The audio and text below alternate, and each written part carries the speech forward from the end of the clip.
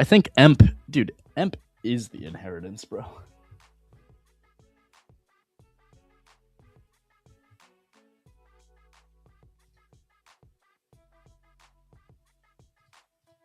What's up, guys? What's up, baby? What up, Buttercup? We haven't done shit still. We just hit that same bottom from earlier where I was saying launch. What, Dude, look at dude? my lines in the sand, Casey. It's literally like make a decision. Take IB low. We could sweep go higher. Take this high. Sweep go Dude, lower. Or we just did you rip see? higher. You see what Spy did right when it hit my level upside? Oh my High of god. high of I day. I know. said 690.6. It hit I 690.62. know. We were like, sell it, bring it back down in, and here we are. I mean, Here we nothing, are. nothing. And now it's long off of this 688.50, and look at this spike on Spy. Look, Yeah. same shit, different day. Any thoughts on Rocket Lab or ASTS? We were talking about them earlier. The space names. I think they've held up very well on the dip. I know Rocket Lab was just at all-time highs, of course. So Rocket Lab's phenomenal. I don't think you buy it here. It's tough. You know, you're at all-time highs, multiple all-time highs being made. So I think it's something you hold until structure breaks. If you're looking to get into it, it's not the time to do it, in my opinion. But for ASTS, also like not really the time to be heavily buying, in my opinion. But I do think we're gonna take it to those all-time highs. This 12% dip yesterday was a lot, but you're not breaking any structure. It was all into bullish order flow. Nothing about that is bad, in my opinion. So I still think we continue to all-time highs on ASTS here. Space is strong. See if it stays that way.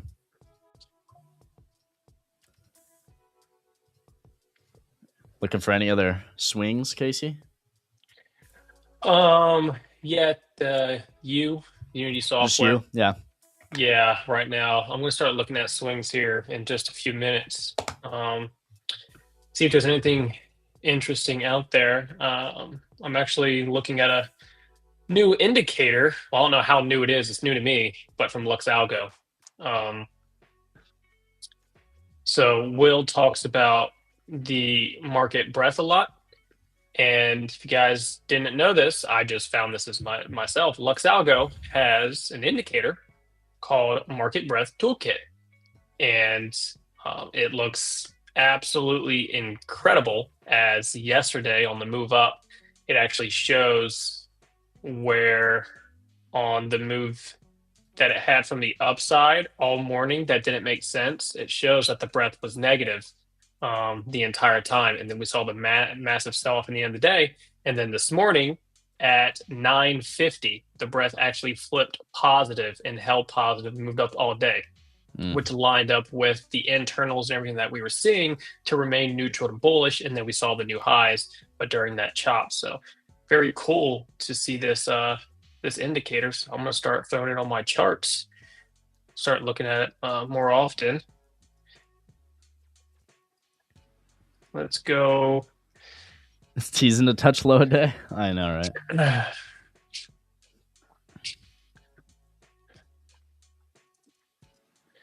Let's go see what we can find. Let's go look at some flow. Oh, no spreads for me today. Sad face, but it's okay. We would have got like 11 cent, 12 cents on the premium if I grabbed those 614s.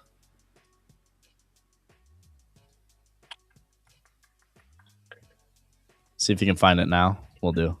Also, let me refresh. That'll probably, or actually, wait. Let's see. So nothing crazy on the flow. Let's go see. Change the filters. Hold on. Why stay true no matter what you do? Say about you. I want to see orders over. Are those all the orders today? Over 500,000? No way. I refreshed, Tommy. I still don't see it.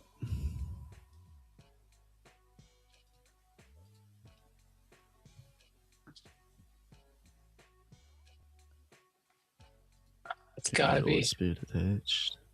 It has to be fake news. What am I seeing? That's what is? No way. Really? What you seeing? Nothing. That's the issue. That's the issue. Oh, am I doing something? Oh, no. Okay. No, we're good. There we go. Let's look at all the unusual flow. Let's do sweeps, unusual, over 500,000. Somebody's loading spy puts right now.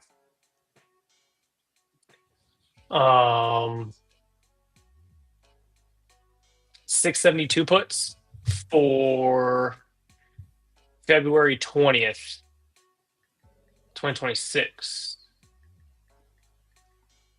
Isolate contract. Yeah, that's weird.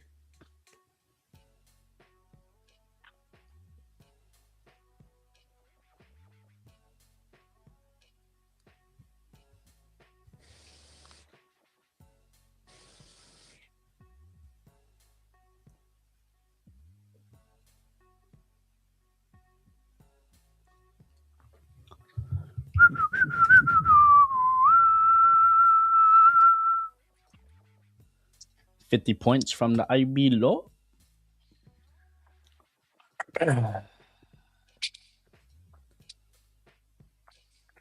Fake news.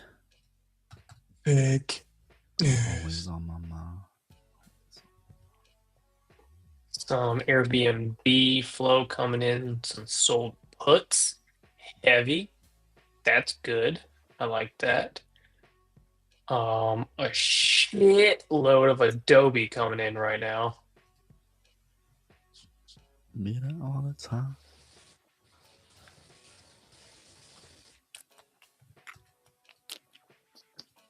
What are they doing to Adobe? Adobe. Oh.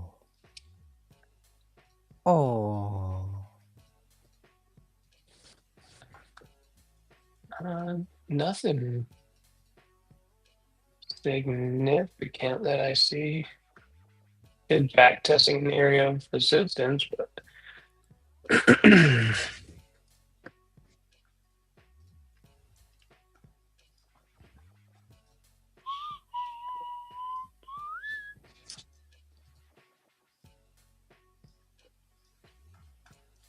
just do sweeps. Let's see what we got. John said KC market breadth toolkit indicator is very similar to RSI on the chart, question mark? Like the way it looks, I guess. I assume he's saying. No. Let me bring it up. What is it called? Market breadth toolkit. Yeah. Let me bring it up. I'll put it on my chart so you guys can actually see it. It's just like a wave of like red and green. Yeah. See? Yeah. Is there any settings? I haven't got that far. I don't think there is. I haven't messed with the settings.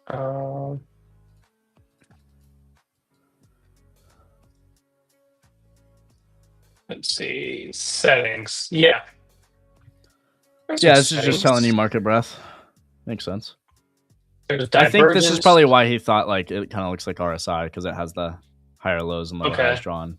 Oh, so if you go to inputs, oh, thrust. Oh, the thrust is real. Thrust. The thrust is real. Yeah, look at that. Oh, I like thrust. Thrust. Give her more thrust. Look at the thrusty. The girl next to me just asked me who that handsome Casey guy was. Oh. Ooh. Hey, what's going on? Hey, how you doing? No, I'm just kidding. Yeah, look at that. Look at that. She's thrusting. She's thrusting.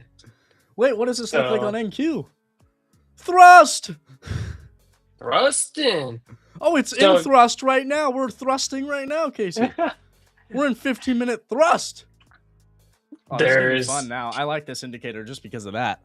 Yeah, so under the inputs, you have one, two, three, four, five, six different things you can watch. You can watch the breadth thrust, you can watch market thrust, breakaway momentum, 10 and 20. Don't ask me what that is. Oh, Advanced decline thrust, how do you and see up. that? Where is that? Hit the drop down button to show your indicators, top left of your screen on TradingView. Okay, All right, now hover over the indicator at the bottom. where it's not here. The name at the bottom of the indicator, bottom left corner, you see where it Oh, says Lux Algo Market Breadth? oh, I got Yep. you. Haha. Settings. Now inputs, that right there. So there's different ones. I'm going through it right now, seeing how it looks different. Interesting. Ooh, that looks weird. We gotta play with this. Market for us looks weird. We gotta play with that. That's what Interested. she said. Let's I'm gonna turn it off for now, but interested. yeah, advanced decline thrust. Ooh, interesting. I like that one too. Pelvic thrusting, yes. Oh, Precisely. dude, and there's a thing on it too for inputs for data. You can change it from New York Stock Exchange to NASDAQ too. So I guess if you are going to use it on the NASDAQ, go to the Really? input setting, go to data, and change it. Really? That might change a few things on your chart for it. You see, it changes a little bit right there. Yeah, look at that. Interesting. Yeah, I'll have to mess around with the settings on this and see what I can find. Ooh, what is used fixed levels makes a huge difference too. What the hell? What are we doing? Oh, I didn't want to do that. There's Ah! the code. Oh, Too much. That's I the don't code. wanna see the code. No, it's scary. Dude, that shit scares me. Honestly, all that. Ah.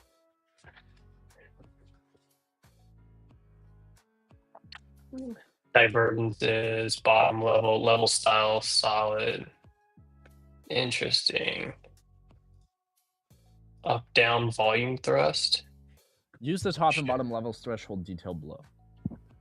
I don't know what those mean. Bread thrust. Yeah. I gotta look through the actual report on this that like explains it all. I need BK to come on. Yeah, we need because I know he uses it as a tool whenever he Yeah. trades. He's always talking about market breadth, so I'm wondering what his settings are. But I love it. Definitely She's go wearing into. a mask, so I don't know what's going on. Oh boy. I'm gonna keep this. Brent said, "Oh, she freaky." Is it that kind of mask? What are you guys talking about? They just like smelling their own breath. That's rough.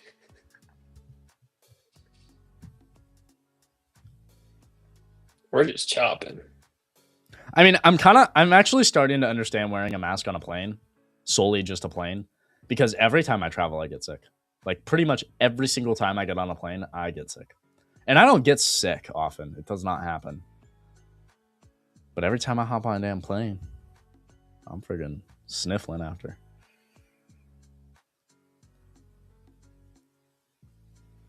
I wonder if it has to do with that or something potentially with like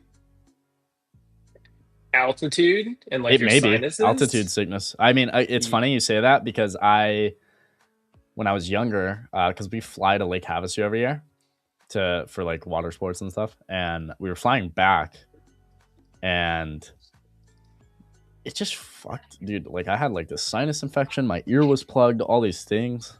Ever since then, too, it's like I get sick on planes. I don't know. No way they're wearing the N95. That's a thick one. I just feel like I can't breathe.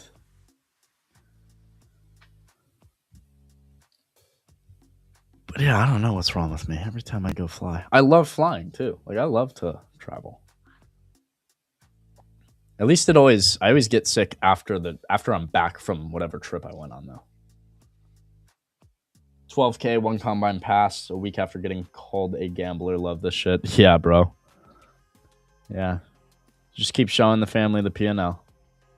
All you can do is produce results. So don't say a word and just produce results. At some point they'll be like, fuck.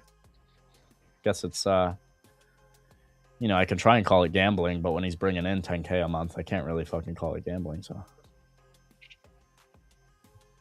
Just keep producing results, brother. That's all you can do. And you know what's funny, WAP? And this is something for everybody.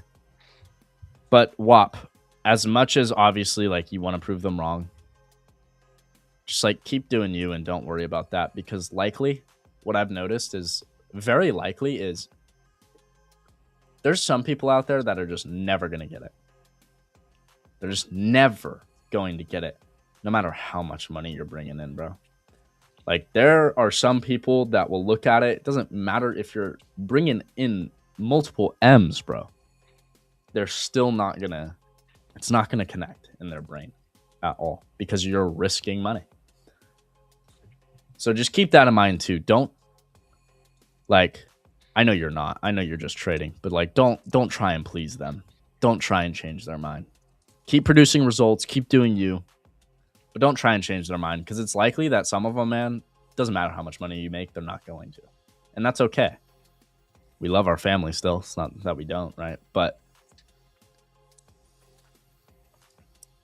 it's hard for, when your family wants the best for you, it's hard for them to see you risking money, even though you're doing good. They're trying to protect you. They think they are, when they're not, right? And you know they're not. And you know which path you need to take, of course.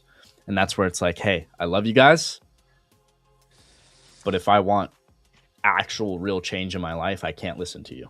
And that's okay, right? Shit, if I listened to my parents, I wouldn't be here in terms of like that, right? Sometimes you have to go against it, but at the same time, they're unbelievably supportive of what I'm doing, right? Which is amazing, and not everybody has that. I'm very blessed, right? My parents, this whole journey of trading for me, have been extremely supportive. But it doesn't change the fact that at the beginning they're a little like, I don't know about this, you know? More my dad, because my dad is, you know, he's the dad. He's like, dude, what are you doing? And it wasn't until I started actually bringing in some money that those thoughts changed a bit, right? But even with that, like my brother, for instance, it doesn't matter how much I were to bring in, it'll never click for him, you know? And that's okay. Some people aren't built to see that in this world with risking money. The biggest thing is you can't let it detriment your success. And unfortunately, like, again, it comes down to, like, don't take advice from people that aren't doing what you want to do, right? And that goes for everybody. Not, even if it's your family, you know, it goes for everybody.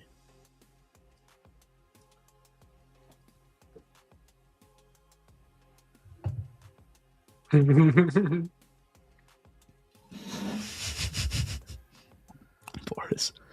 Statistics says only 10% make good money in the market, 1% becomes rich, and 20% break even, and the rest loses money to other groups. Okay. Valid. Valid.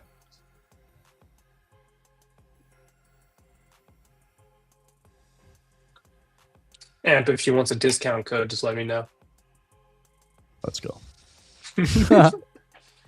I told her, I said, give the girl my WAP link. Here's what I would say to that, John. You say statistics says 10% only make good money in the market, 1% become rich, 20% break even, and the rest loses money to groups. I will say statistics say that 10% of people make good money doing really anything. 1% truly become rich, and 20% break even or lose money to other groups. That goes for anything, dude. A lot of us like to hear that and put it on trading only. I'm here to tell you that 99% of people fail at literally everything. Literally everything. Whether it's art, whether it's music, whether it's trading, whether it's this business they want to start. 99% of people are failing at literally everything. So, who cares? Do the things that the 1% do and make yourself different. You know?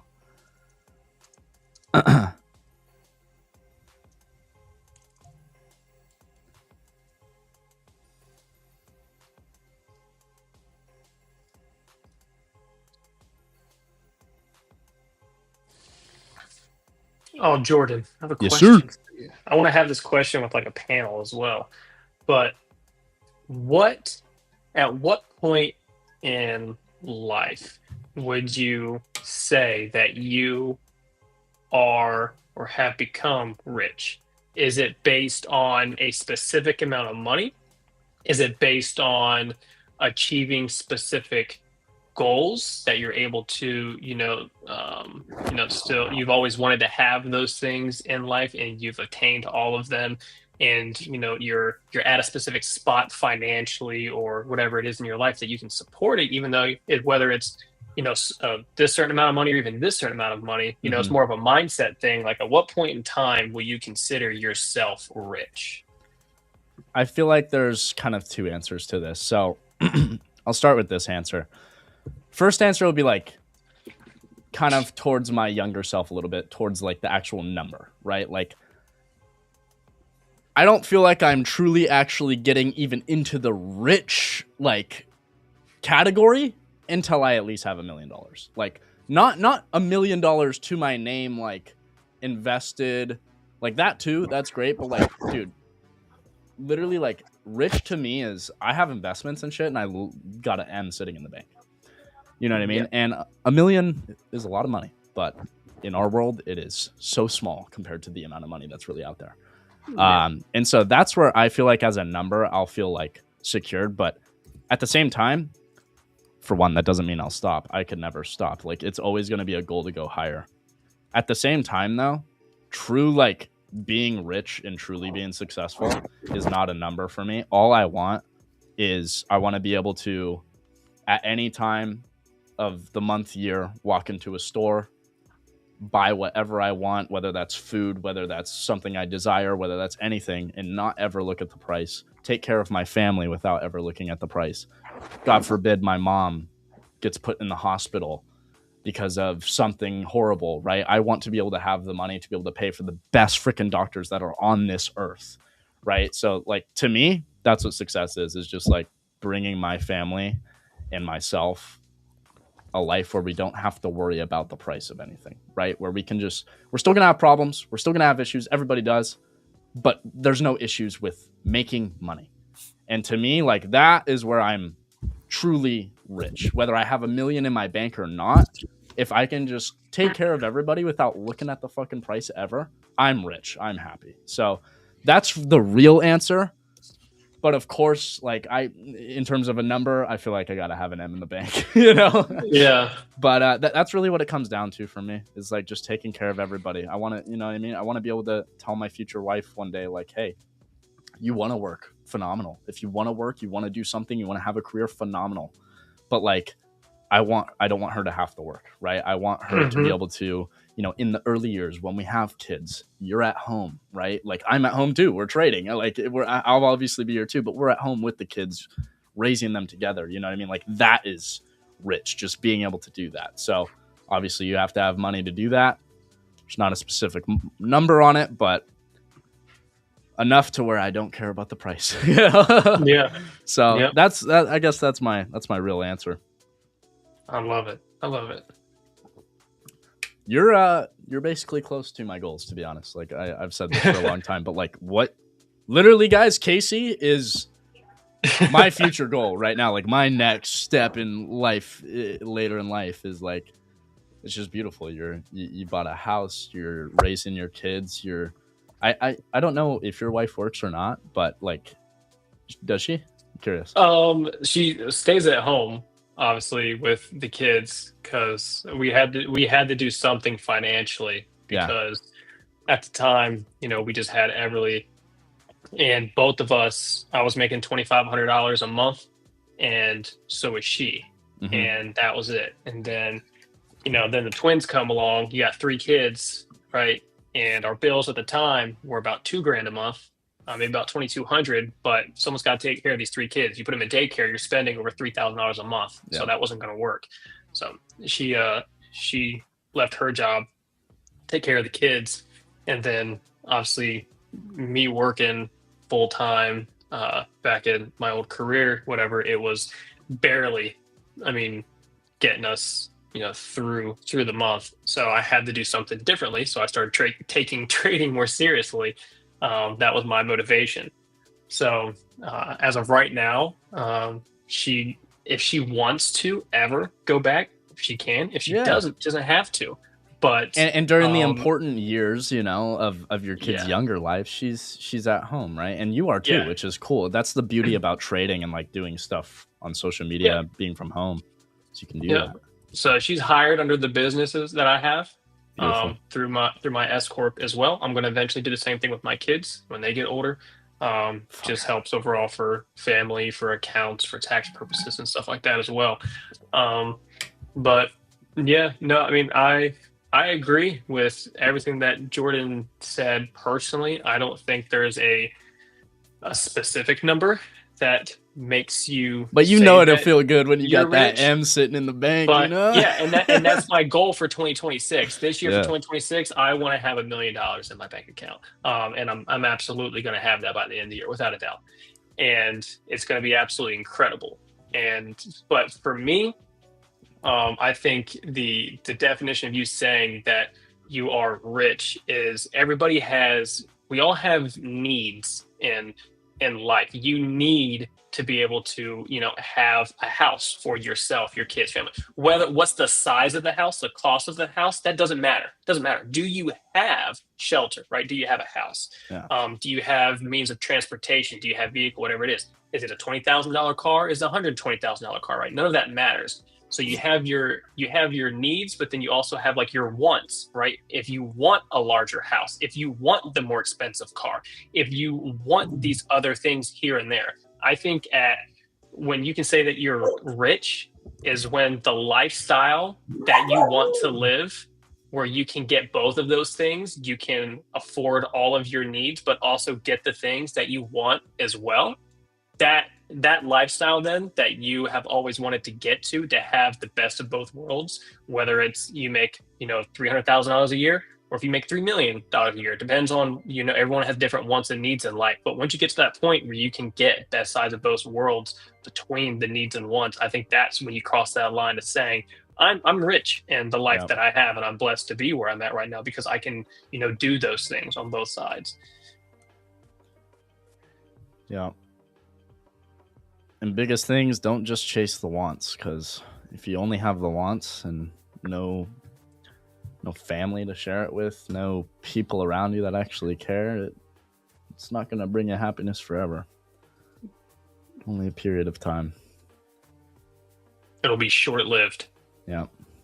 It's a hard thing for me because it's like, obviously money is definitely not everything, but it makes life a lot easier. And like I've always thought, like, oh, like even when I was younger, you'd hear people say like, oh, well, you're rich, you have a good family and all these things, and they're right. Like that's a different type of rich, you know what I mean? But at the same time, I would always be like, that is just you're just telling me that you're coping. Like that's just cope, bro. Like that keeps me that keeps me chill and not driven to go farther. You know what I mean? And that's how I've always thought. I'm like, don't tell me I'm rich when like that's literally just a cope for me. But it depends on the meaning of behind it, right? And like what you're actually talking about. But I always just hated that when I was younger. People would tell me how you're rich. I'm like, no, bro. Like stop coping with me right now. But it is a part of it, right? Can't really be rich if you have nobody that cares about you. You're just doing shit for yourself constantly. Gotta have both. How many years you've been trading seriously? Um, I would say overall trading seriously, I'm coming up on 3 years of when the switch started to flip. That I needed to take this more. I have found something that I like to do and that I'm good at, and I need to pursue it more and to start taking it more seriously because that got to the point to where I got essentially I started getting to the point where I was making more trading on the side than I was going to my job full time. So I was going to work every day to make about 125, $135 a day. And I'm taking two or three trades every day or so, and I'm making 150 to $200 a day. and that's adding up, and then it adds up even more. Then I'm making, maybe three, four, $500 at some other time, some days, and now I'm having $1,000 week when it's all said and done, which means at the end of the month, I'm up 4 grand on my little account, right? That I'm trading. I'm up $4,000 profit, and I'm going to work, 10 plus, sometimes 12 hours, sometimes even 16. Depends on the day, and to make 2,500 bucks a month, and I can do the homework late at night, set the alerts on my charts, check them intraday, execute a trade, get my 20, 30% on my day trades. And I was making, the same, sometimes double than it was going to work for 10 to 12 hours. And that was glancing at charts for, 15, 20 minutes every other few hours from the homework that I did the night prior. When that became consistent, that's when it kind of flipped for me. Like, maybe if I did devote more time and took it a little bit more seriously, I could eventually leave my job. Um, so it's been about 3 years since I decided to do something like that, and then obviously create the name and brand for Casey Trades and do some expansion on social media and stuff like this. So $5 super chat from Brent. let's Said go, self-control plus attitude equals happiness and success. That will make you rich. Change your thoughts and actions, and life will change. Yes, sir. Love it, man.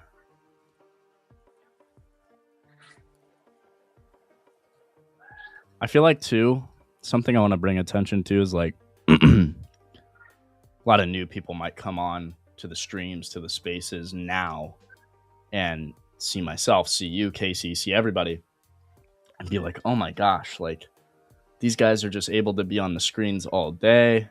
They don't have to worry about anything else, a job, nothing. They're just able to be here. Like, if I was able to do that, I'd find more success, because I found myself in that spot in the beginning. And let me tell you, it's not the case, because all of us, majority of us at least, were doing multiple things at once while being on Spaces. I remember when I started Spaces, I was trading every morning on Spaces until about 11, 12 o'clock my time. Then from there, I'd get on direct sales meetings and calls and be doing that, literally driving to work on those calls, sitting in the parking lot, about to go into work at Ojai Pizza, which is a pizza place. I'd deliver pizzas.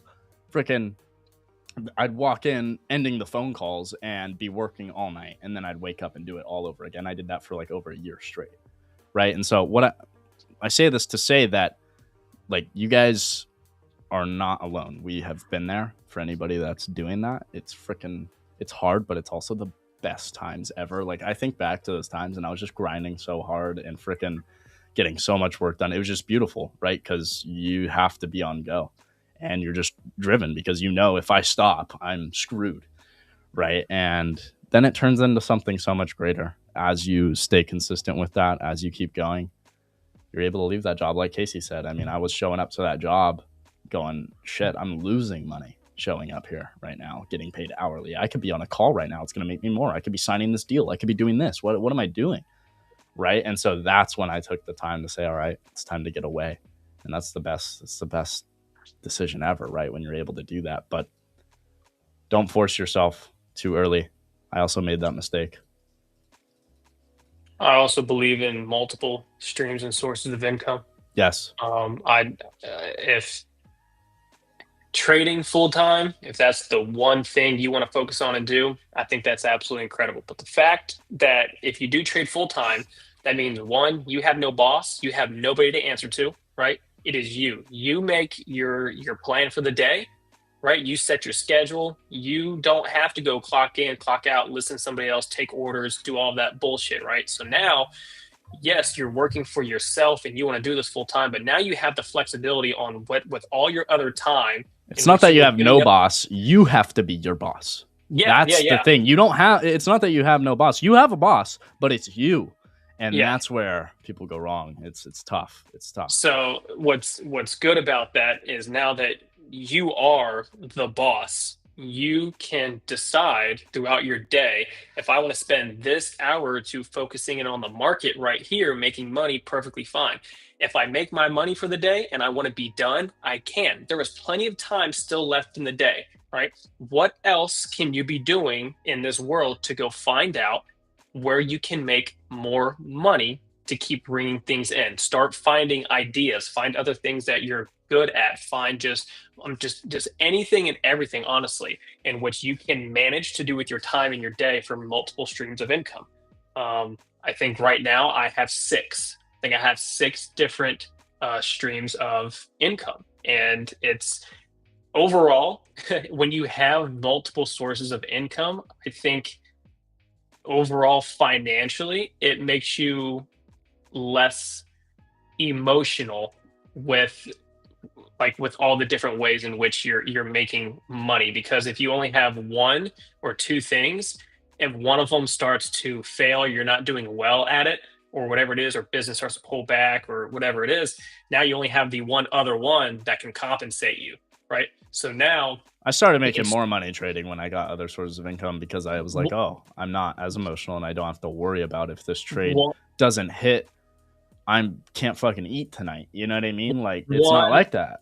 It messes with your mental. It's all emotional, psychological. I'm telling you, it's what it is. So when you have those multiple streams of income and you just expand yourself, start another business or get involved in another business, or just use maybe just whatever you can to get your foot in the door on something else to bring in other income. Overall, it helps you just psychologically and mentally overall just stay sane, I think, financially, because that you've put in the work and you've grew this business, this business, this business. You're also attached to this one over here. You got a few grand coming in over here, off on the side for this, whatever it is.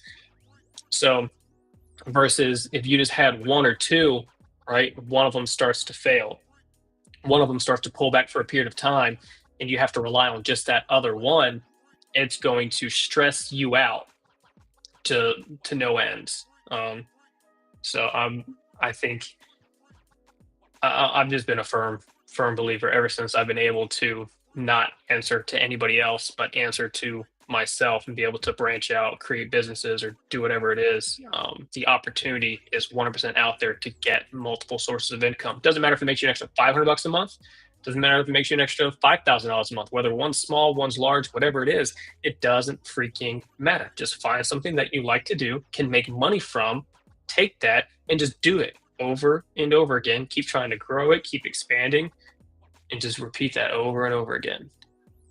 My next thing that I want to get into later this year is real estate. I haven't got to get into real estate yet.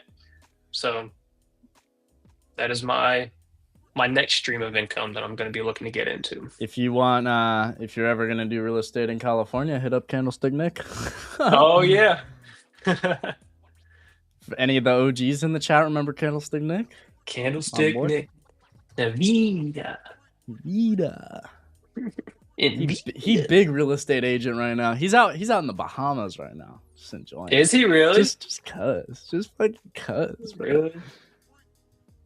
With his fiance, they're about to get married. Go.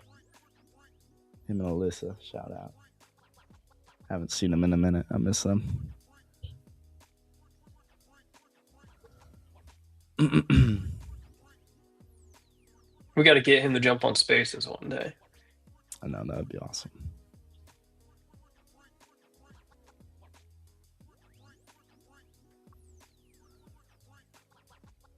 Shout out to Robert for that move up earlier for SPY and SPX, $2,000 profit in 25 minutes. Let's go. He said, and a half decent wrapper on the live stream. Let's go. We crushed it. Does he still trade? He invests, and I mean, trades here and there when like maybe there's a big obvious opportunity, but not really. No, he's more focused on real estate, but he's of course long-term investing. I'm pretty sure he still owns Nvidia. I know he was just buying like SPY majority though. Weren't you on a boat in Mexico with Candlestick Nick? I was. That was last year, maybe a little over a year. Yeah.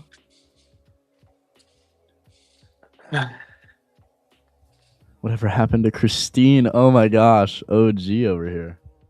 I remember she used to do storybook time or something. She used to do a bunch of stuff. I think, doesn't she have a show that she does right now? Nothing like happened between all of us. We're all cool. I know, just like people grew out of the trading spaces a little bit, and she was kind of one of them. But shout out to Christine. I haven't seen her in a long time. I follow her and her husband though on Instagram, and once in a while we'll go back and forth on messages there. I'm But trying to remember. Christine, was I I? don't know if you were on yet, to be honest. That might have been before your time. Maybe.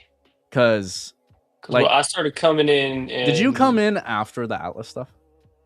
Yeah. Okay. Yeah. So because I'm pretty sure kind of like a little bit after that she bounced out. So she was around kind of before all that hit.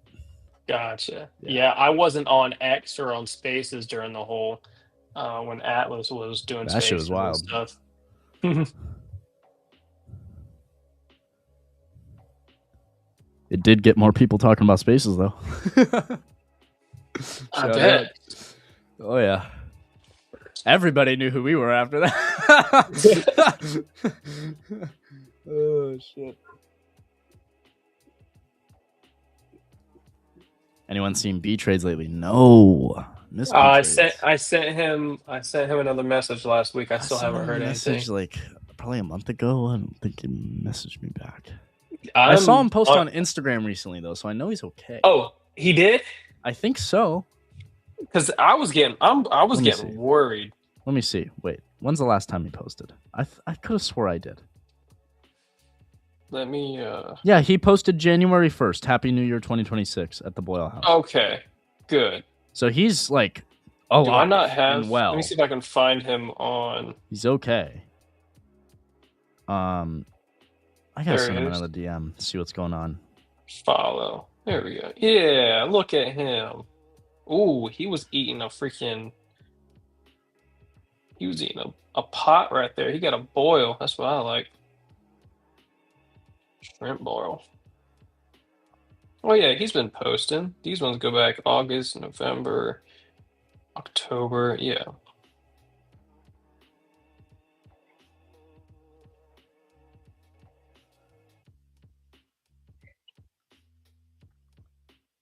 B-Trades, but B-Trades, he's doing the thing though. B-Trades he had multiple sources of income. He trades on the side. He would tune in for a little bit every day, make a few trades, make his money, and he bounce out. I mean, he had other things to then go do and use his time to make even more money and do stuff with his family. I mean, he's doing it. He is doing it. Oh, by the way, I just noticed this. It's Elvis Presley's birthday. Is it? Apparently. Google says so. Elvis.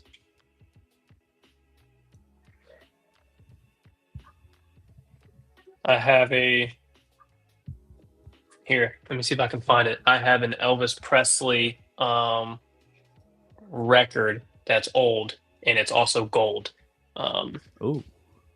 It's probably worth a lot. It is. I have a bunch of records from like the 1930s to like the 70s. And let me see what I got. Let's see if I can find it. I think it's in here. Yeah. Oh, let me open up this giant box real quick. See what we can pull out. I got a vinyl of Frank Sinatra that was recorded of him performing in Vegas on vinyl record. Oh. And that's probably my favorite one that I have. Let me see. Dude, like insane. Look, this one's still wrapped in the freaking plastic. Still in the plastic. Oh, let me turn my background off real quick. Let me turn this off. This one's still in the plastic with the sticker from whatever freaking store that it came in. Look, this is from the 30s. Wow. Hit songs of the 1930s. Yeah, still got the freaking plastic on it, the sticker on the back from the store. Bro. Yeah, freaking Dynacoustic Process. I mean, this is between top songs from 1930, and this was made in 1939. Wow, that's dope. Which this is an RCA record. This is Elvis live in person at the International Hotel, recorded in Las Vegas. I have that one as well. This is a 1977 Elvis Presley record. So sick, bro. Did you buy these or like have them given to you? My great grandmother, when she passed away, this and that record player right there, that was in her house. Here it is. So this is my Frank Sinatra record here. This is the full thing of him in Vegas. Yeah, that's the records. So cool. The records are down inside. Which side? Are they inside the book? Yeah, they're inside the book. Right here. So they're inside. Wow. It looks so crisp. Yeah, this is the one. Look, this one right here. Look, Elvis Presley still in the sticker from 1971. This record was $2.98. Fuck. Yeah. $2. Let me see if I can find the gold one. Let me see. Oh, here it is. Elvis Presley, the GI. Oh, Blues. Yeah. I got that one. Got his Christmas one in here somewhere too. Here you go. Should be in this one. Bro, he's got it. Gotta be careful. Is it in that one's ripped, huh? Oh, it's not this one. Should be somewhere. Homeboy's just got it all over here. Got Frank Sinatra Christmas record. That one's green. That one's pretty neat. Sick. Where the heck is it? Literally the. Oh, here it is. All right. So Elvis Presley. All right. It's a limited edition RCA record here. Sheesh. This one is from 1973. There's 2 records in here in which they are both gold records. So here's one. And then here's the second one here. And it's just it just gives a little picture of it right here. Bro, they're so shiny. They're both they're pretty freaking cool. So damn. Yeah, that one's pretty neat. That's so sick. Thanks for sharing that. That's awesome. Yeah. And for the man's birthday, let's go. Shout out Elvis. My grandmother and great grandmother were massive fans. Yeah, she has another Elvis Presley record that's in a glass case. That's in her storage unit somewhere with a bunch of other records. This is only like 20 records. I think she had like over 200. Oh wow. They're still in a storage unit somewhere, like freaking so much, probably worth so much money. It's not even funny now. Yeah. They all still work. I still pull them out sometimes and put them on the record player. Yeah. I like listening to my favorite, obviously the Frank Sinatra one. Listen to him in Vegas perform that live "Fly Me to the Moon" is probably like my absolute favorite of all time out of all of these. Will popping in. What up, Will? What's up, guys? What up, baby? Just chilling. Still in the range. Say what I said. What was the level I said earlier? About 69.20? Is that looks like about 69.30? Yeah. 69.30 was the target upside, and we said slam it back down into the range. And Spy was 690.60. It hit 690.62. I got like 80% on the credit spread, and then we're just back to the same zone again. So I got a 69.35, 69.25, 69.15 butterfly. I'd like, if we get a little rally here, would be good. I would like the 25 level to pin would be great. If we can make that happen. We have been stuck right here at 69.15 for a while. It could be auctioned at Christie's for money, maybe. Who has all the medals? Those are mine. I just put those up.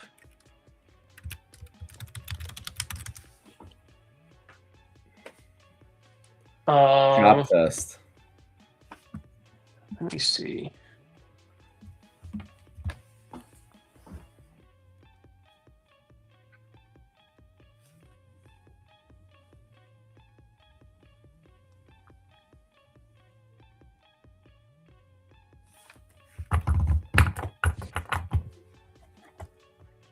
It's not a RCA record player. Don't correct me if I say this wrong. Is the brand called? Is it Studebaker?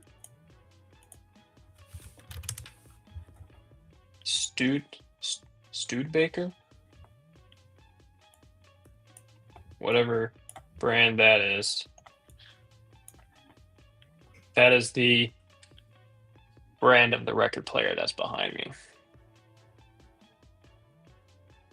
So That's how you close. pronounce it right. So my break even 69.17 on the downside or 69.32 on the upside. If I pin the 25 strike, it will be a basically 300% return. No, yeah. So we'll see. Little rally here will work.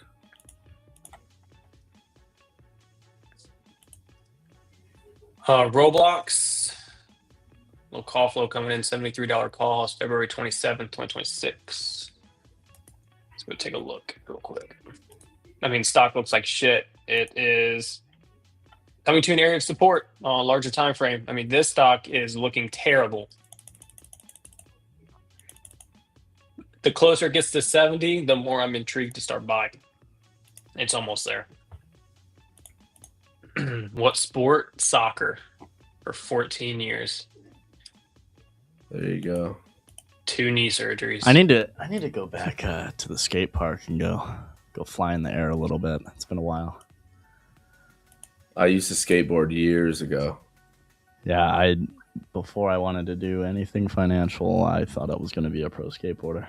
That's what my whole life was for my entire childhood. Yeah, mine was pro soccer player. That's all I ever wanted growing up as a kid.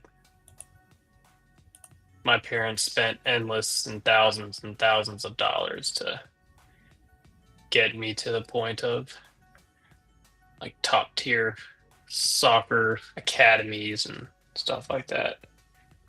So I'm thinking one thing that we need to put on our radar for tomorrow.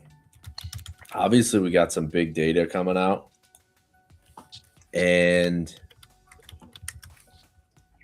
I'm just watching yields right now. I'm trying to see what we're doing here. We got the long bond is at highs of the session. And I noticed that Besant was just speaking a little bit ago, talking about that they want to get the long end of the interest rate curve down.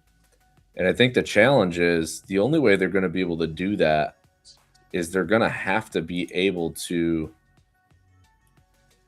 I mean, a weak jobs number and an unemployment rate that goes higher is probably the only thing that pushes the yield curve on the far end down. If we don't get that, so for tomorrow, let's say we get a strong jobs number, yields are going to rip higher, which is going to put pressure on small caps and probably pressure on the market if it's too good. And then they're going to pull the rate cuts out of the Fed fund futures market. And maybe there'll be no rate cuts for 26. So that's a negative. If the jobs number is too soft and it comes in negative or unemployment goes to 4.7 or 4.8 or 4.9 and it spikes up, I think the market sells and rates go down, but it's on slower growth and maybe rate cuts get pulled forward. So maybe we need the Goldilocks jobs number. We need something that's like not too good, not too bad. Somewhere right in the middle comes in line to kind of keep everything okay. Because I think in either of those scenarios, if it comes in on one side or the other, I think the market sells if it's out of line. Yeah. Because you got the 30-year yield right now, 4.86, which is the high end of the range. And if that thing all of a sudden starts shooting up to 5%, I think that'll put some pressure on the equity side.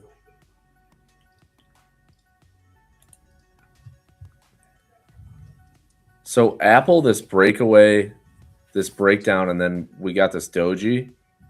Now I'm just wondering, are we going to work our way to the trend line at 250? Very oversold in the short term. Momentum is weak. RSI is down at 24 on the daily chart.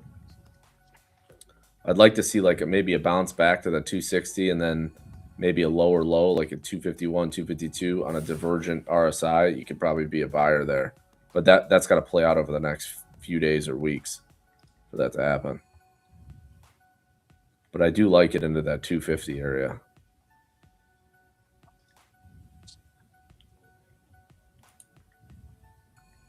Silver down. I bought some silver puts yesterday in SLV. I'm going to sit on those because silver's run a long way.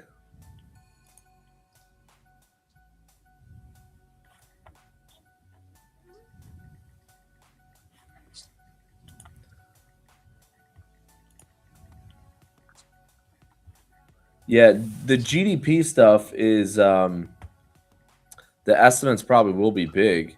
And you got to remember, part of that GDP increase is due to tariffs and exports. And just like in the first quarter of 25, we had all that front running of imports due to combating the tariffs. And now you have less tariffs, or I'm sorry, you have less imports coming in. You're going to have more probably exports because a lot of it was front run for inventory. So you'll see GDP kind of spike up with net exports as a part of that equation. But the jobs number tomorrow, I think the consensus is what, 55,000. Unemployment rate stays the same at 4.6. Private payrolls are looking for 55 positive, and manufacturing negative 10,000. So I'm curious, what do you guys think in the chat? Is the unemployment rate going to go up, stay the same, come down? Do you guys think the jobs number will come in line? Will it be a hot number, or will it be a miss?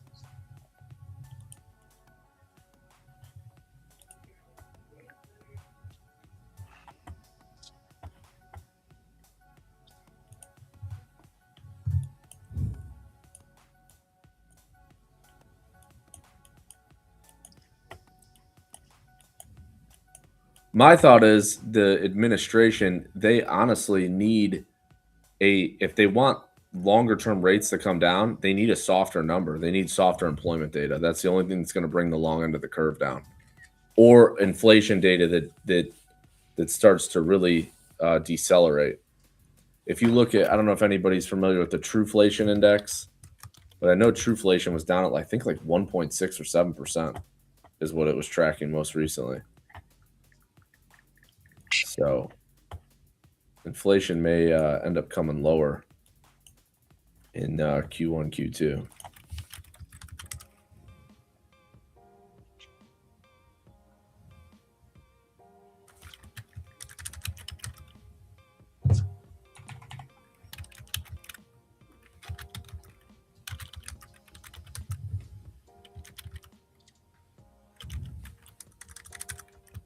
So I think from the administration standpoint, they need some weaker jobs data to get these longer term rates down. Because if they don't, if this number comes in high, rates are only going to go higher from here.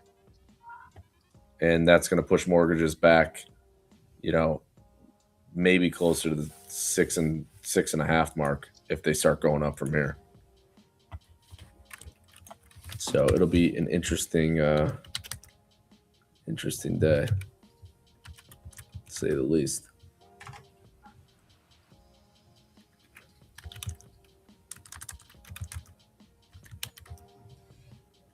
I'm just looking for jobs number to be strong and inflated by holiday season. Yep. Well, then my gut is if that number comes in hot and that unemployment rate goes down, they're going to rip the Fed fund futures. They're going to take those 2 rate cuts that are currently priced in for 26. They're going to take them right out, and then there will be no rate cuts priced in. So if we get a hot number where the unemployment rate goes down, I think the market sells on that news because rates will be that long end. That 30-year yield is going to be pushing towards 5% if that happens.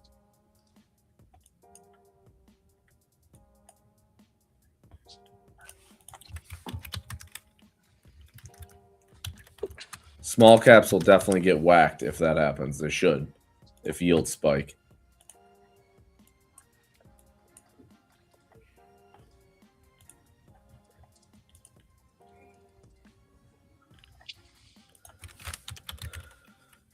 Yeah, the Japanese 10-year that has been rallying for the last 3 months out of that base in the 160s.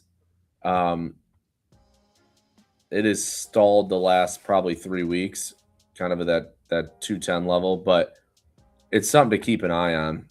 Really, you got to keep an eye on the yen cross. And if you look at the yen cross, yen is, what is dollar yen USD JPY? Dollar yen's now trading almost 157. So I would expect, though, if that happens where the yen keeps weakening against the dollar, the Japanese central bank will probably step in and do some type of intervention, would be my guess.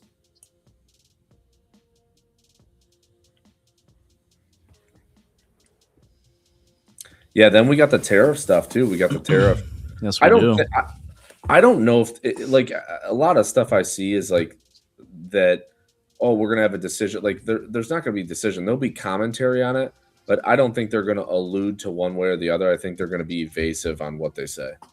I really don't think you'll be able to get a read through from that. I mean, it could be now, it could be June, it could be sometime this year. I'd be surprised if they just come out and say, "Yep, this is the final rule." I don't think they're gonna do that.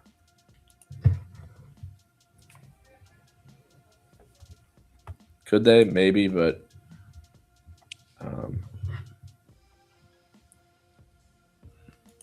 what yield are you referring to? If you're talking about the 30-year yields I'm looking at, if you're on TradingView, it's US 30Y is the 30-year yield. If you want to look at the Japanese yield, it's JP10. JP10Y is the Japanese 10-year. But we are sitting on the 30-year at 4.86. Obviously, that's correlated to TLT if you're looking at ETFs, or the ZB, which is the long bond in the bond futures. 4.86. If we break through this level, I mean, it's going to be probably a fast run right to 491 and then probably to 5% if the number's really hot. And that is possible. And then on the 10-year, maybe we get back to 423, 424 area. We're trading about, so that's about 5-6 basis points higher.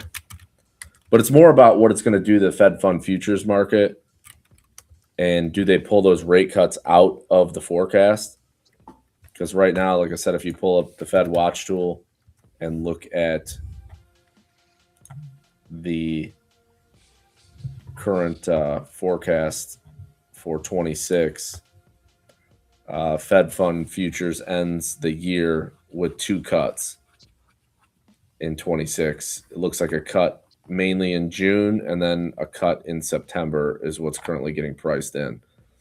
So if that number comes in hot tomorrow, that's going to push the June rate cut out to probably September. Maybe there's one cut. If it's too hot, maybe it takes them both out, and it's going to shift the whole Fed fund futures market a little bit, which will cause volatility. It'll cause volatility in the bond market, and then it'll cause volatility in stocks. There's no doubt.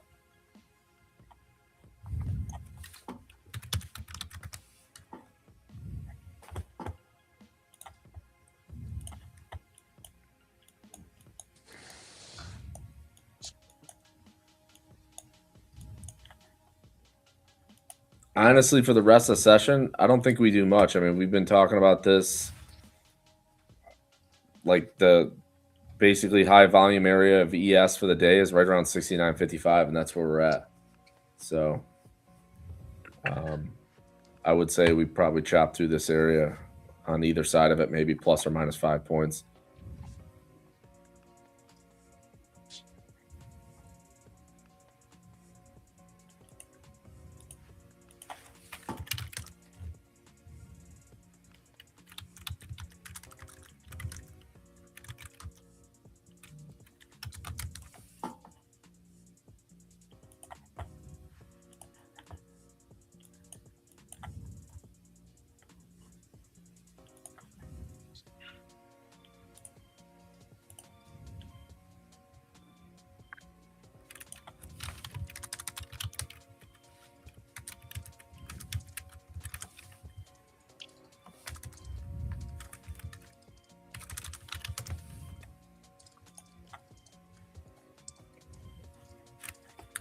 Just looking, I was curious, what is the expected move? Let me pull that up.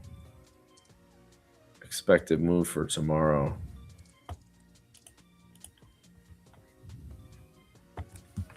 Let's see.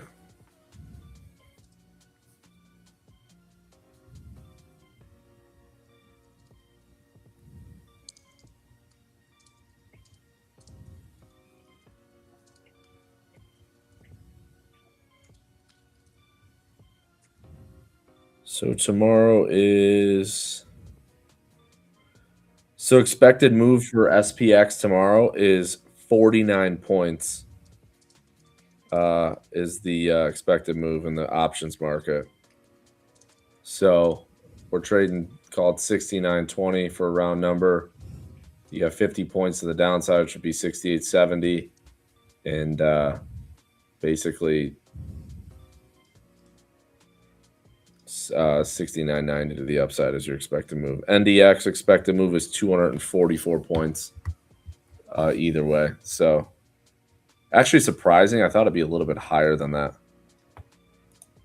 But based on where the VIX is, that's still a pretty good range on a 15 VIX.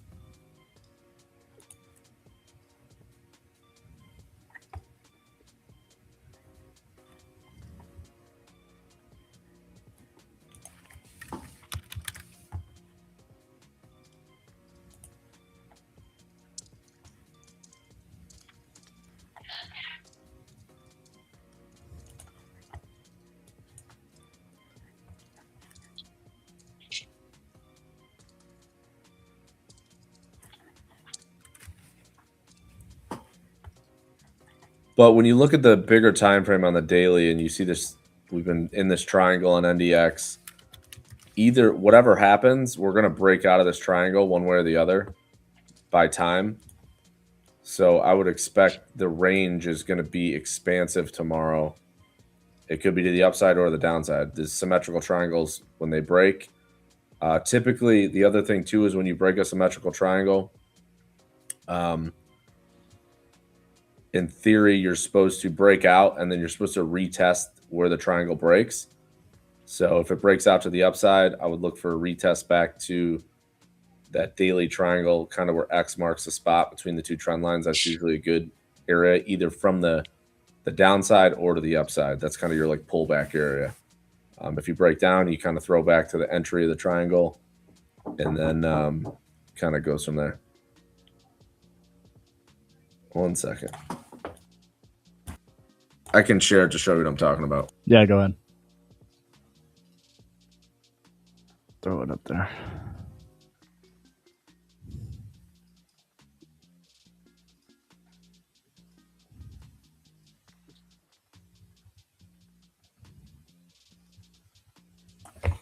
Yeah, I'll share.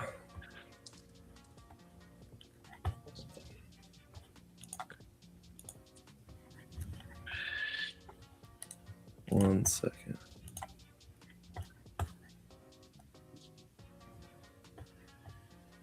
Gotta move some stuff around.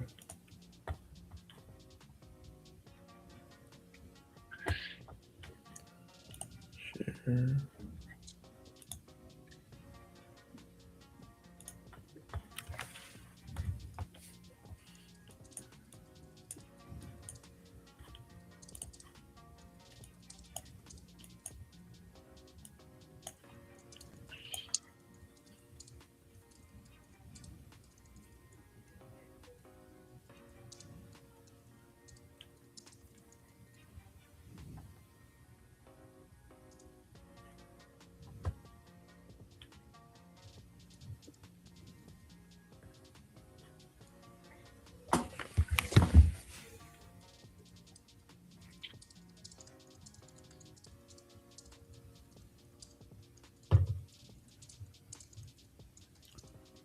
Trying to pop to the hourly high.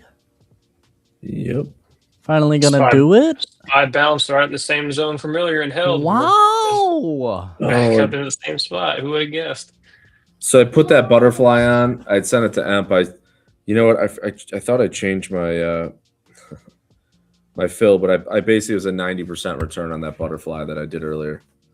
But anyways, this is what I was talking about in this big time frame on the daily of where it can break. So when these triangles start to form symmetrically like this, you get obviously to the end of it. something has to happen because you're running out of space, right? So either we're going to break up this way or we're going to turn and break lower. And usually the moves out of these, from a technical standpoint, from a technician in the book, it tells you that basically the range of the triangle from here to here, that should be your move. So the move should encompass the top and the bottom of the triangle. So if you break out, your target's down here, right? And if you break out to the upside, your target's going to be the top of the triangle. So typically what you're supposed to do is you come out, you retest like here. If you break to the upside, you should look for a retest of the point of the triangle, and then you look for continuation. Or if you break down and we get a throwback up, you would look to like this could be a short entry if we break the trend line. You don't always get that, but if you do, like if you get a breakdown and then we kind of run up and test the back of this trend line somewhere, then you could look for continuation back to the downside. But typically these triangles, when they do break, they do have explosive moves. On the SPX, it's a little bit different. This is more like a wedge pattern. It's like I said yesterday, like you had this high and this high that are tied in. And then yesterday we went above it and then failed. Like I said, I thought we would close below that 69.50 area, which we did. So you were rejected off it and then you were caught by the 9 today. So this is going to fill out. This is the same thing. Either we're going to break up or we're going to roll over. This is a little bit more of like a wedge, where typically wedges, the way this pattern setting up to me, for my trading for as long as I've been doing it, it's rare that you kind of see him break out to the upside like this, in this fashion, because these highs are what I would consider, they're all poor highs, really. They never really had any strength. Like you should have broke out before that. So this one kind of looks to me like if it does break, it's going to go more like this, which would be the same as the NASDAQ. But that doesn't necessarily mean it will. It's just uncommon that you have this, then you come up again, test it. You don't break out over this high. It was very lackluster. It gets rejected. Then you come up to it again, you reject it. Now you are making lower highs and the moving averages are moving up. But typically the way these wedges work, they just don't, you just typically don't see them do this and then just rip to the upside. Not saying it can't happen, but it's a little bit more of a rare pattern. Yeah. And then you take, as I've been saying, go back to the weekly, you look at the move, and then you start looking at this divergence.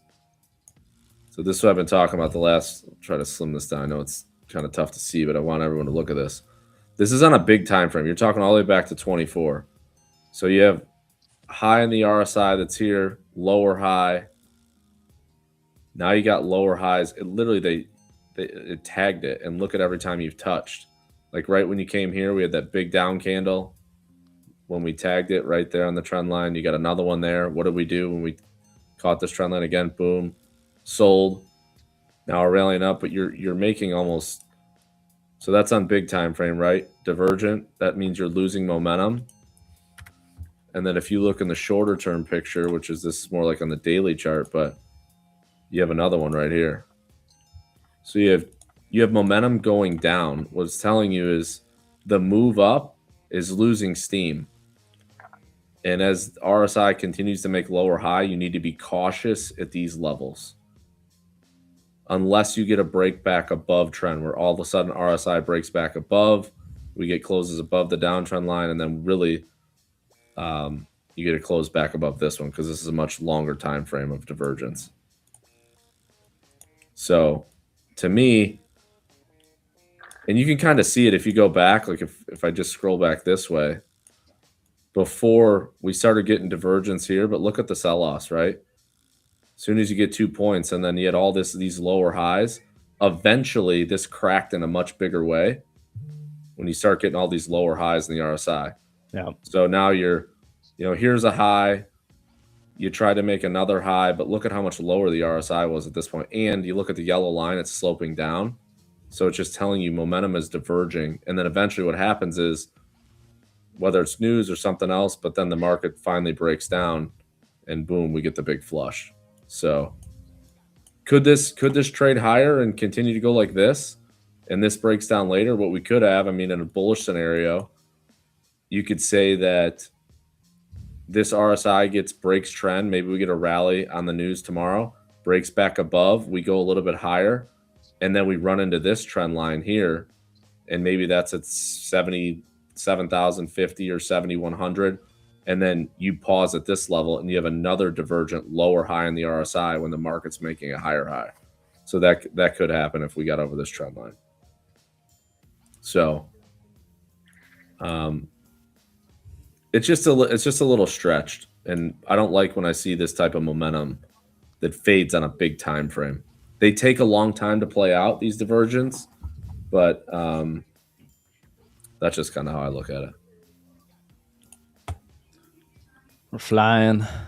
The SPX put credit spread, 25 minutes, but if you're in it still with runners, it's 100% full profit. Should expire and be cash settled tomorrow morning. Let's go.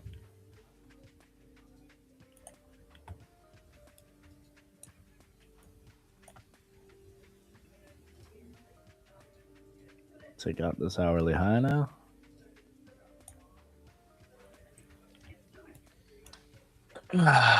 We are back to 690 on SPY. Who would have guessed?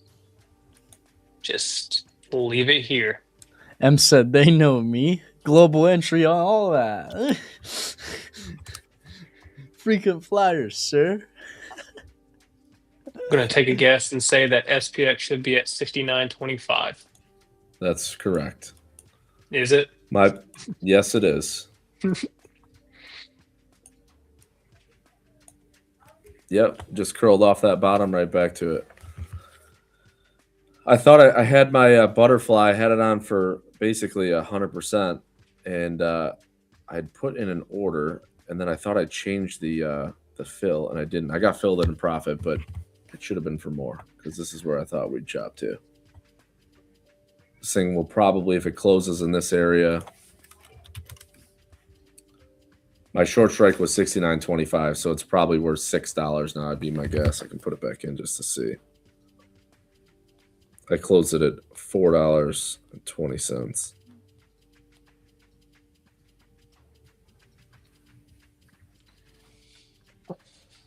What a freaking ripper.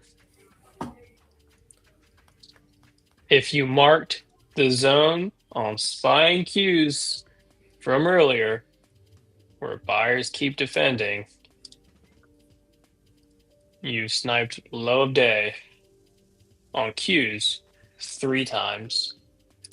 For SPY, since it did it this morning at 10:55, 1, 2, 3, we'll say 4 times off this zone so far. This is ridiculous.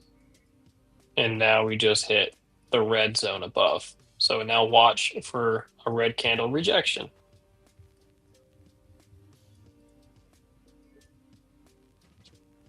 Apple bounced a little bit. Yep. Yeah, new high a day, Apple.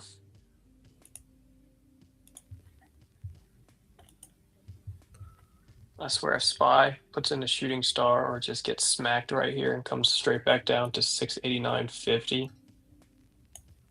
Be insane. It'd be fun if they break through this and we actually see a new high of day. That would be interesting. That would make me not want to swing short.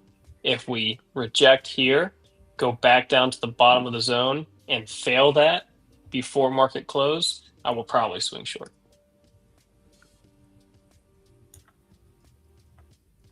If we do nothing and we stay inside the box, then I do nothing. Nada. That's Just the game. a big. I mean, your high volume area was down here, 69.15 in the day. Yesterday, even at the close, you had that big spike, 69.20. I said that this morning. I said I thought we'd chop around the 69.20 area for the majority of the day, and that's kind of what we did back and forth. So you're kind of between these two POCs is what you got.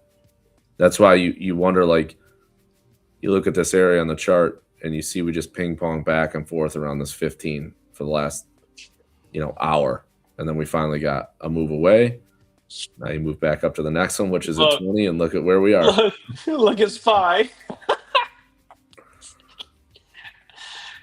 Oh my 'Cause god! Look, 8 cents away now. You got from Clutch Point. yesterday's close is right in here, so Look, it's gonna 20% off SPX puts off the level once again. Great job, dude. It's like freaking clockwork.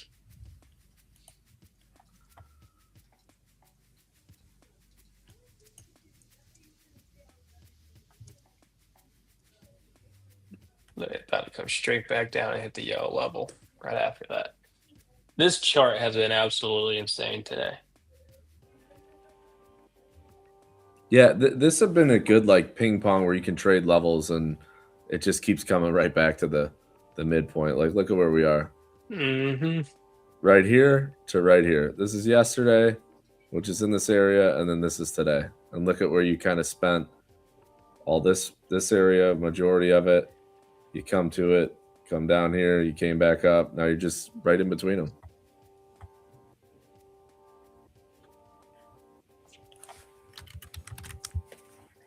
Fly X. Let's go take a look. Fly exclusive. Well, yeah. I mean, look at the after hours mood. Don't tell me to buy it now. You should have told me to buy it before the stock went 200%.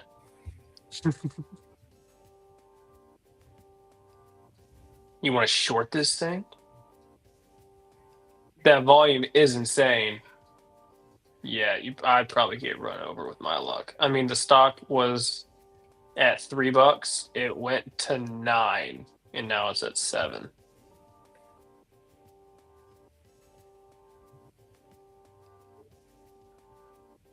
That's an insane move.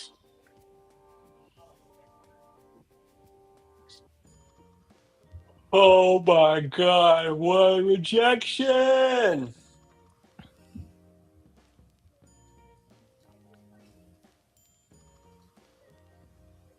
I'm probably going to do that at some point in time this year. Just take a single week where I do nothing but trade futures. And just do stuff like this all day.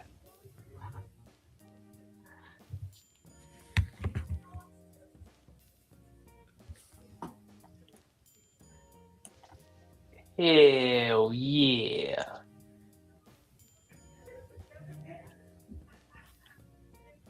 JD, I like those. I like the Chinese. Oh, let me clean this mess up. Hold on.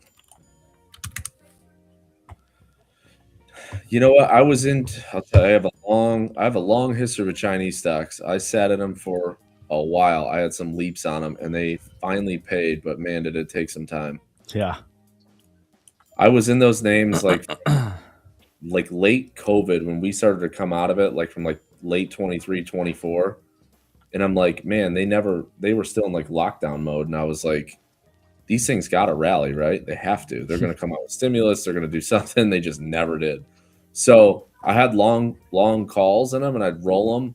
But what I would do is they never really went a ton lower.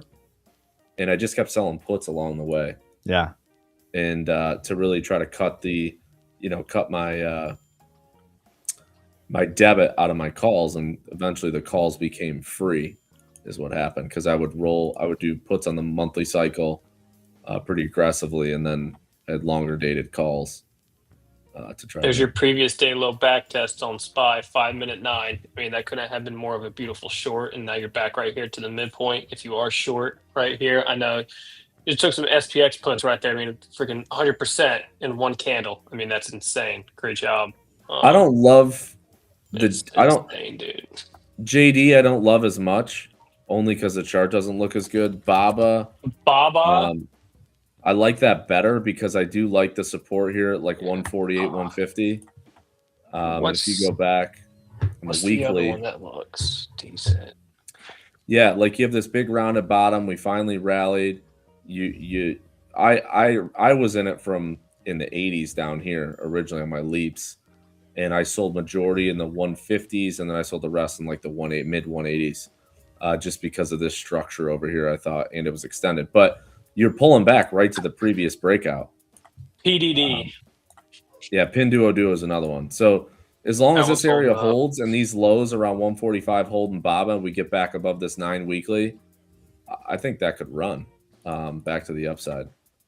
We get a little break of this trend here. I'd like to see this trend break. So if we can get this trend to break and we get to the upside, Baba probably broke the daily. I don't know if it's broke the weekly yet. So I'd let this kind of break on the weekly and get above that 9. And I like it. What'd you say, Pinduoduo? Yeah, PDD doesn't look terrible. There's a gap to fill on the daily, just above. Yeah, on the weekly, the chart's messy. You're just dead smack in the middle of this congestion. So Baidu looks like a short, in my opinion. yeah, I don't like the candle on the weekly.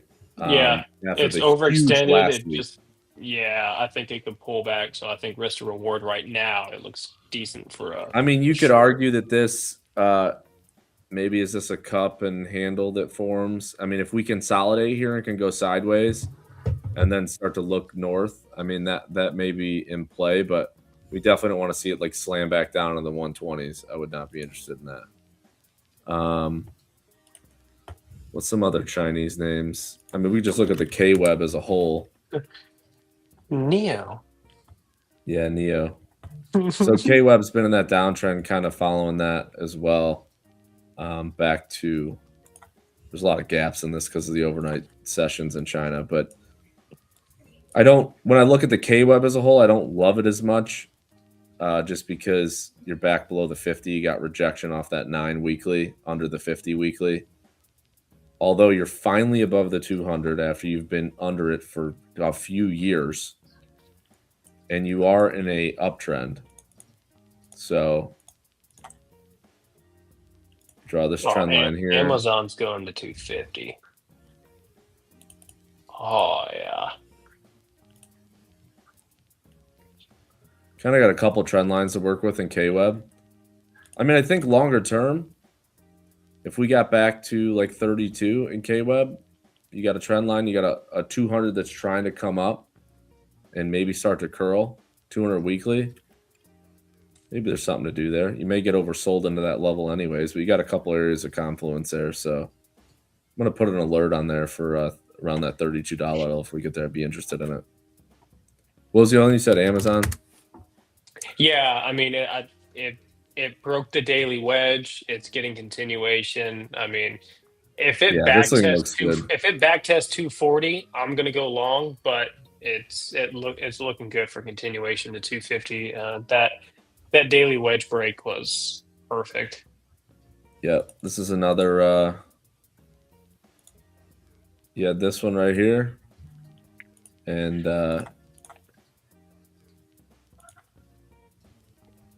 as they say, trading is a lot of triangles and breakouts, is what you see. But clean break of this this downtrend right here, and it gave you some opportunity to get in it as it kind of fought through the EMAs after it broke out.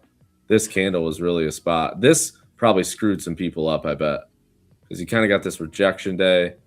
But the thing is, you never got any follow through, and then you got back to the upside. So if you take the bottom of that green candle in the middle here, no, to the left, down at the bottom of that trend line that you drew, right here, draw a trend line from there to the higher low to the red candle on the right. Yeah, and see where that one that would have tried to shake people out. Look, bang. Even though it pulled back, it was just a higher low, third time's the charm, and they bounced it, sent it. The other thing too is here. This is probably good on the hourly to show you this. So this is a great setup, and I'm going to tell you why. So right where Casey's trend line is, this is what I want to show you. I talked about this maybe yesterday. Check this out. If you look at the RSI, I talked about this the other day for continuation patterns of what I look like on the hourly. So you got a low here, right? Higher low in the RSI. When you probe down here to the trend line at area support, you made a lower low. So in a bullish stance, this is called hidden bullish divergence, and this is a buy here because price is not making a lower low below this area, but the RSI is. So it's telling you the momentum here is stalled for the sellers, and it's likely a point that you could buy. So this is a really good setup for continuation patterns. MOC 45 seconds. Anyone want to swing some Apple January 16 call autos with me after it's got its dick pushed in the last few days? Let's see what we got.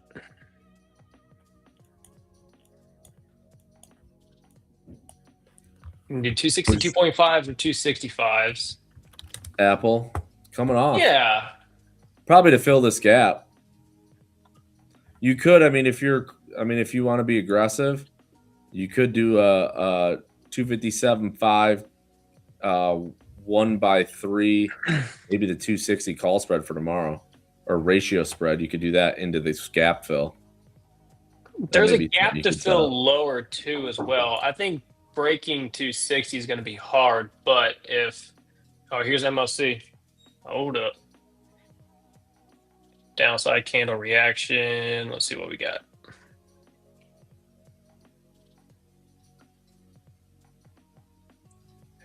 Come on. Give me MOC.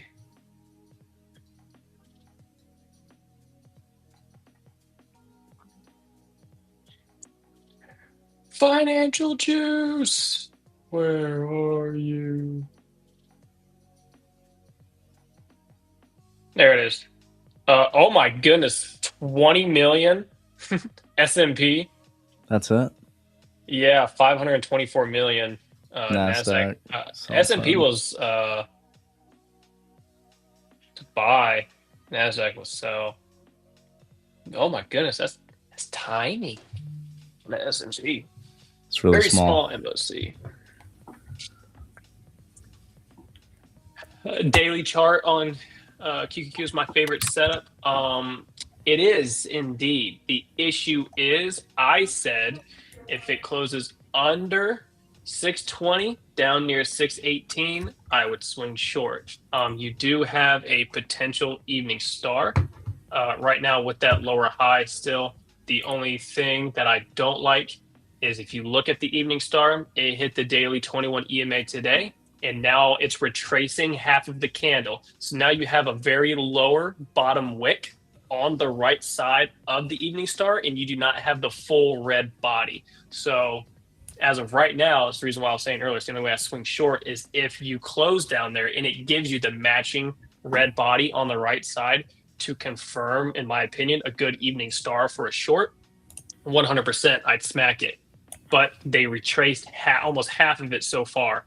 So as of right now, not going to swing the short based on that. It would have had to close down there closer to as close to 618 as possible. So, hey, John Smith, I got this IWM chart pulled up. You do have some divergence, but not when the RSI is sloping like this way. Even though you could argue if this is what you're talking about, I don't know if you're referring to this, but the bearish divergence from here to here. But not when it's more like when you see this yellow line where like the moving average and the RSI is like continuing to slope down, not when it's like starting to curl like this. I like that's an invalid divergence for me, if that makes sense. And then you're also at a high. So and you got good price action. So part of it is like, you can't just take divergence at face value. You have to put price action context around it, because if you don't, it'll fake you out a lot of times and get you into positions that you don't want to be in. You want to see let me see if I can look for one. Like you want to see okay, if we're like starting to get this rolling over in the RSI like we did back here, and the price action starts to look like this, we're getting big bearish engulfings, and like you're starting to get these selling wicks and upper wicks on stuff that you don't see that right here. So this to me is invalid for a bearish divergence. Not to say it can't form, but you would need price action to confirm that, if that makes sense.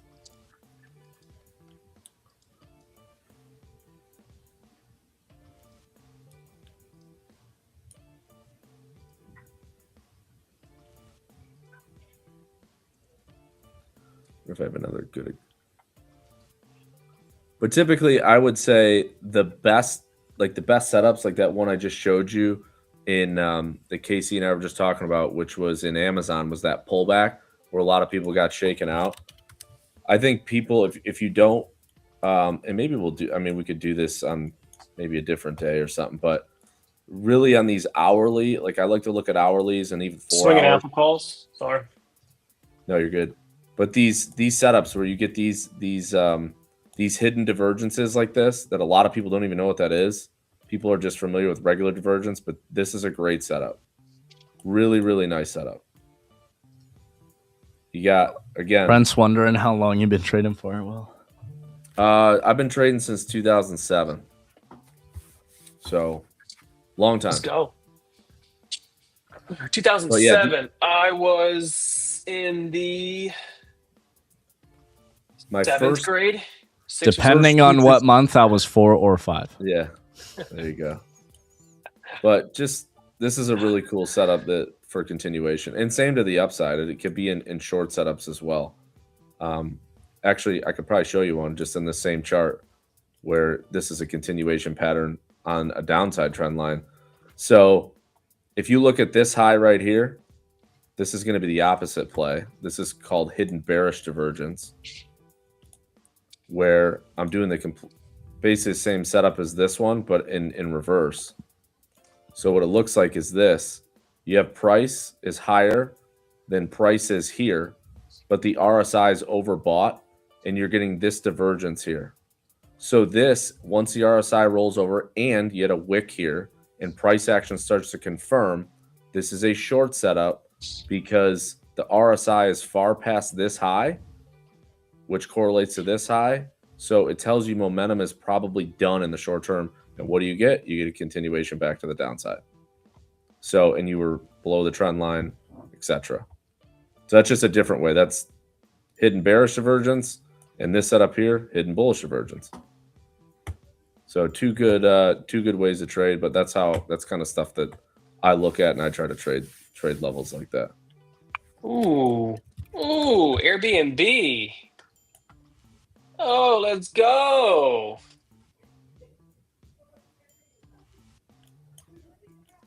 Trying to pop to that hourly high still. Listen, I remember coming out of like 2008, and I just started like trade. I wasn't even trading a lot back then, but like seeing that entire meltdown was like everybody I knew was just so shook, and like nobody knew what to do. It was crazy. But probably the best thing I did that year was I caught a lot of moves out of those lows, and figured, hey, if the market goes any lower, it's probably like the end of the earth. Yeah. You know, More and Google then we calls turn coming around. in.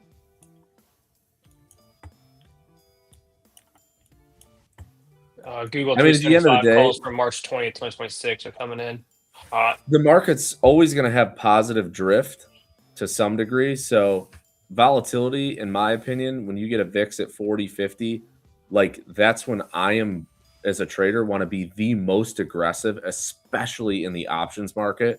I mean, in April, there was points I was selling puts at like the 3250 puts in ES.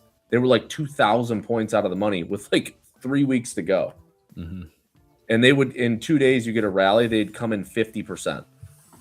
So I said, okay, I'll sell the 3250s. If I get put to them 2,000 points below here, I'd love to be long futures there. Like that's in my mind how I set that trade up in my head. So right now with the VIX at 15, I'll sell daily premium, like zero DT stuff, but like I don't have a ton of premium sold like in SPX anywhere below the mark. Like I don't have a lot of puts sold, just because it can be dangerous when volatility expands. Yeah. Oh, market's about to close up. Yep, 2 points to go. What a chop day. We got NFP tomorrow, so should be fun. Yeah, there you go, Kev. Same thing. You can get wide. I mean, I think there was bids down in the futures at the lows in April, like in the 2000s. Like there was like, I probably have some screenshots from it because I remember taking them, but like I want to say there was like $3 or $4 in ES in premium down in the 2000 strikes, which is crazy. You're talking 2,000-3,000 points out of the money.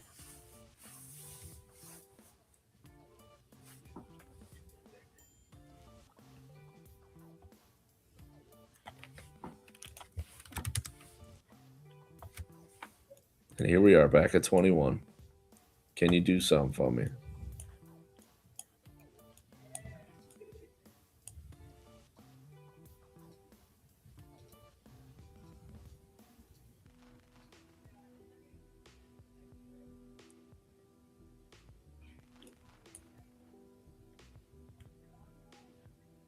I think I put in the chat earlier. I think I said we'd close right around 21 this morning. I think I put a chart in there. And there we go. There's your close. 20, just 21, 20, right there. There it is.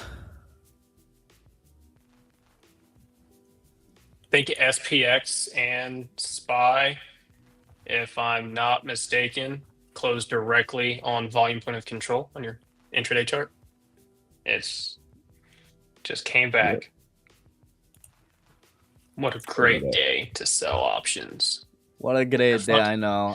I'm butthurt I didn't do it. The funny thing about this entire market today is that we said this at like 11 a.m.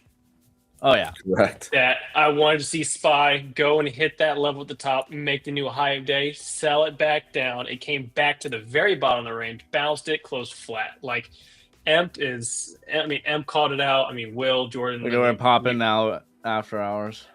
Absolutely insane. Yeah, a little pop after hours. I don't know if there's news or something small. 50 Well, cent, crew, we got Friday tomorrow, baby. Close out the first week strong. FO Friday. Airbnb calls tomorrow. Hopefully. They closed at like 435, almost 440. Again, those 150s. I'm still in for March 20th. Got that safety trim yesterday at 139.50. This morning, I was down like 10-15%. Beautiful recovery on it today. Back green on that swing, so I'm still in it. And then I grabbed a few Apple call lottos to swing into tomorrow for some FAFO Friday fun. Let's go. Yep. Love we'll it. See. But it's been a great week. So if I lose money on Apple, it is what it is. It's with profits. So, But let's get them in the money. Let's see. Well, great. Yeah, day. tomorrow will be fun. Fireworks. Let's have a great Friday. Make sure you're liking and subbing. I will be. I don't know. Is anybody going to come on early before for the jobs number? Or no? At 8:30 Eastern. Is that when it's at? Yeah, 8:30, 7:30. Yeah.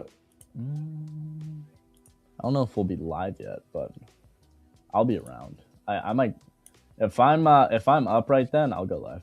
So I'll let you know. Yeah, it's gonna be a Lego. Yeah, shoot me a message. I will definitely be here for that. So, all right, sounds good. Well, we'll see everybody tomorrow. Reminder: use that Vanquish code, that Wolf code at Vanquish if you guys want to. I had another nice Vanquish day again. Yeah, you've been killing it, huh? I started it on Friday of last week. And I got to get past eval, but I put another $760 profit on the Vanquish account today. So nice. Yeah, good stuff. Definitely everybody in the audience should get on there and trade with us. Use code Wolf. I know that big sale is over now, but I think you can still save or get 25% off. So take advantage of that. I'm sure there'll be some bigger sales in the future, and we will let you guys know of them. But for now, 25% off. And that's going to do it for today, ladies and gents. Shout out to Emp. I know he's been in the chat all day. He's traveling.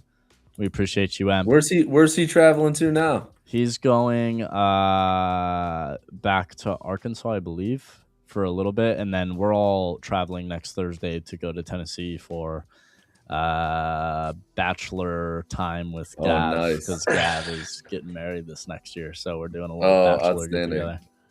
Love it down there. Yeah. Well, everybody enjoy the Thursday night. We'll see you bright and early on. Yeah, me, Jordan, going to go for a swim here shortly. Yeah, it's time for a swim. Yeah. Sounds good, guys. Peace out, y'all. Love everybody. See you guys later. All right, guys. Take care. Have a good evening.